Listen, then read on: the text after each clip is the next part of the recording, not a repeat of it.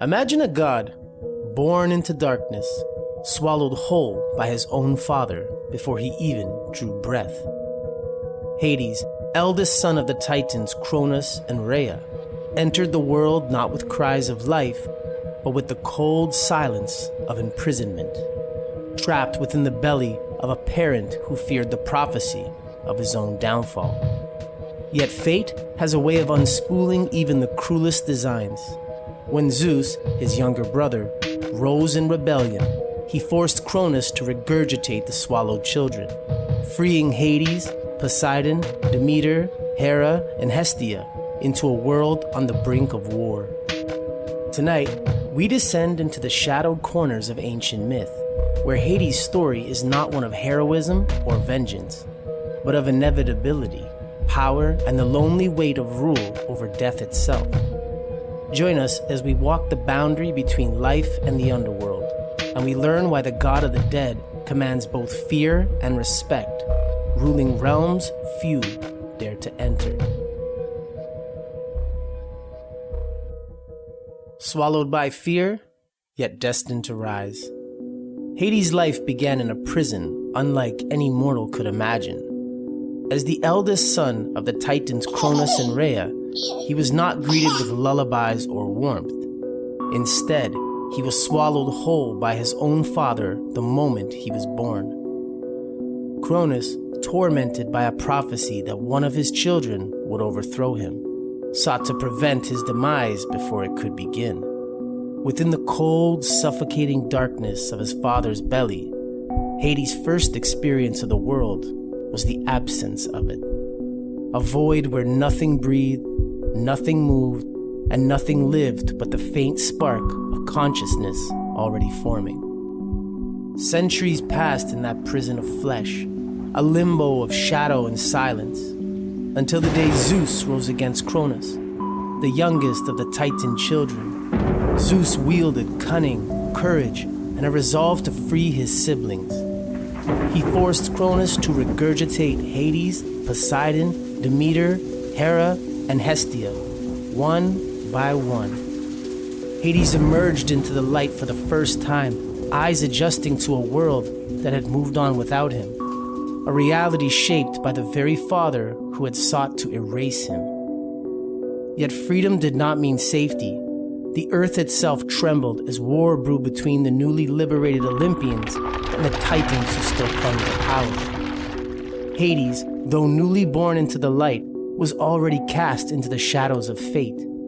He would not fight for glory or admiration, but for survival. And in those coming battles, he would claim a role unlike any other, the Lord of the Dead, the master of what lies beyond life's fragile threshold. A war to reshape the cosmos, and the shadows claim their king.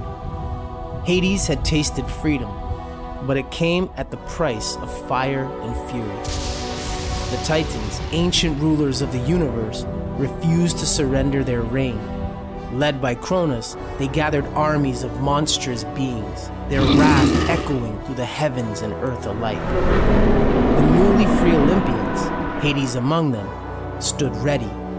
Each sibling bore their own might, Zeus wielding the storms, Poseidon commanding the seas, and Hades, calm but unyielding, harboring a resolve as dark and unbreakable as the void he had known in his father's belly.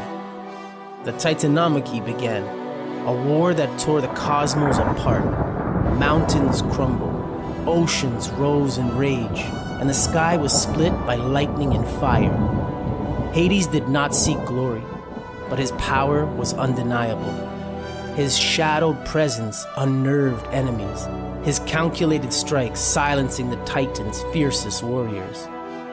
Victory was hard fought, but in the end, the Olympians triumphed, the Titans cast down and imprisoned in the deepest pits of Tartarus. With the battle won, a new question emerged. How should the cosmos be divided? Zeus, Hades, and Poseidon drew lots. The fates of all realms balanced on the chance. The sky became Zeus's domain, the oceans Poseidon's. And Hades, the Shadow's child, was granted the Underworld.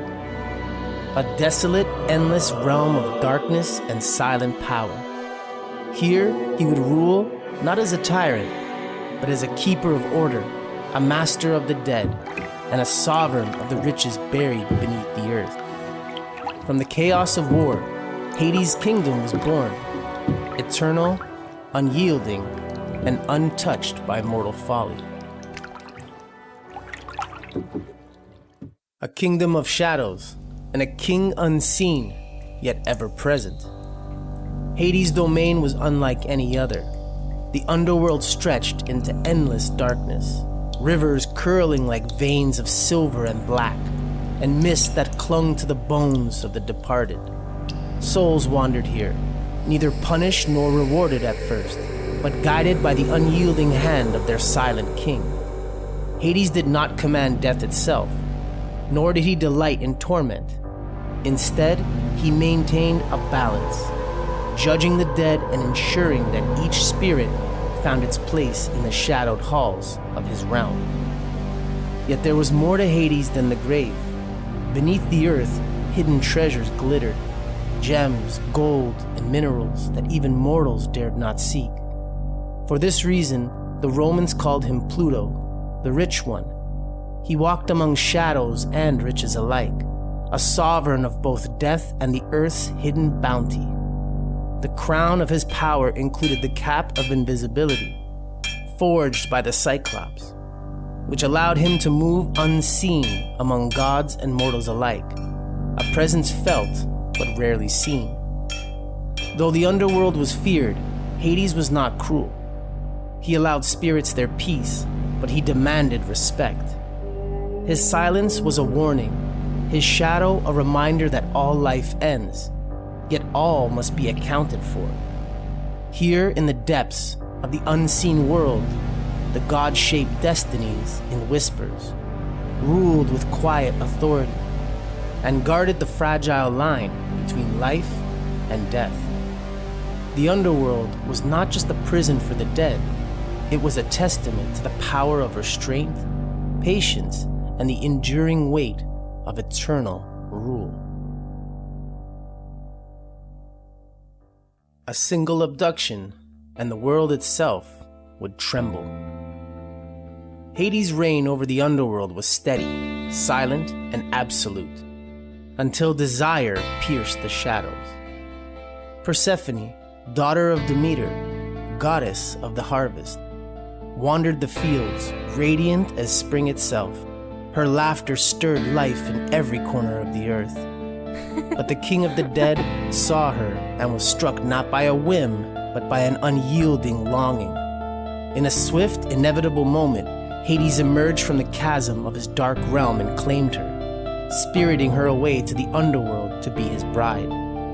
Demeter's grief was immediate and catastrophic. The goddess of fertility and harvest mourned so deeply that the earth itself withered. Crops died, rivers ran low, and famine gripped the lands. Mortals prayed, begged, and suffered, yet Hades' dark halls remained silent. The world above dimmed under the weight of sorrow, a reflection of the shadow that now held Persephone captive. Zeus, ever the arbitrator between gods, intervened to prevent the mortal realm from perishing entirely. An agreement was forged. Persephone would spend part of the year with her mother, bringing life back to the earth, and part of the year in Hades' underworld, where shadows reclaim the land. Through this myth, the Greeks explain the cycle of the seasons. When Persephone walks the earth, spring and summer bloom.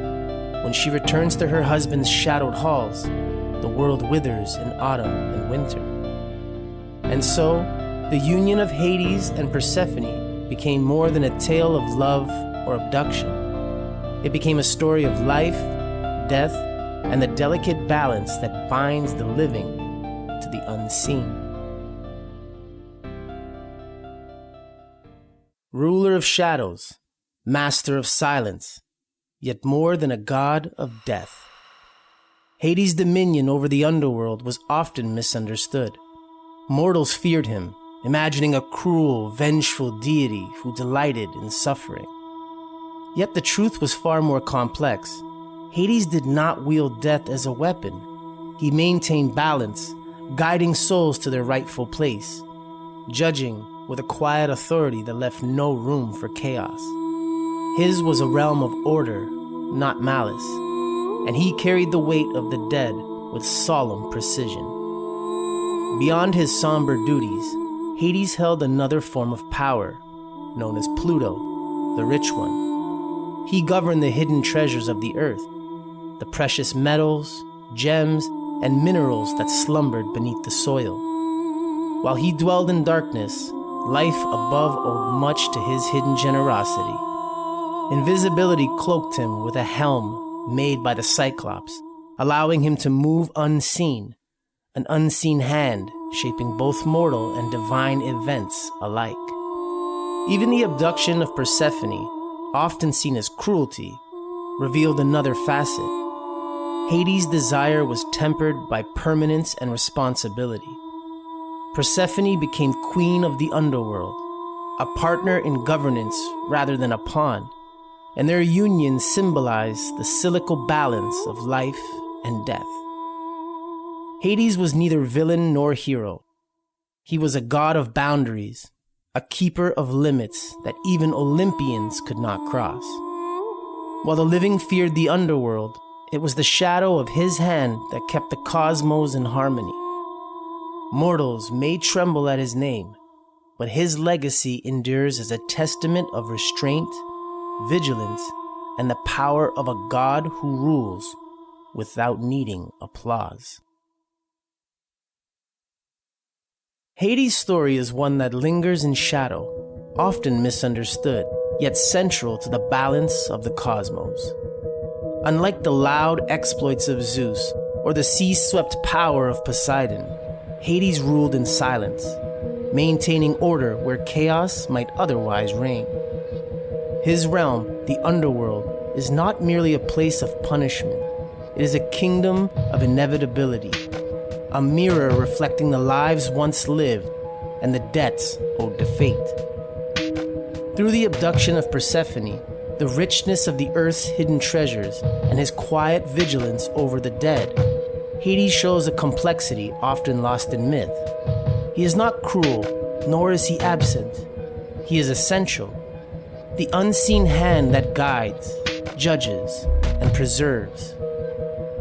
Tonight, we have walked with him through shadows, glimpsed the power and responsibility he wields, and understood that sometimes the most feared god is also the most necessary. If this journey into the underworld fascinated you, make sure to like, subscribe, and ring the bell so you never miss another myth shrouded in mystery. And as always, don't forget to look beyond the fog.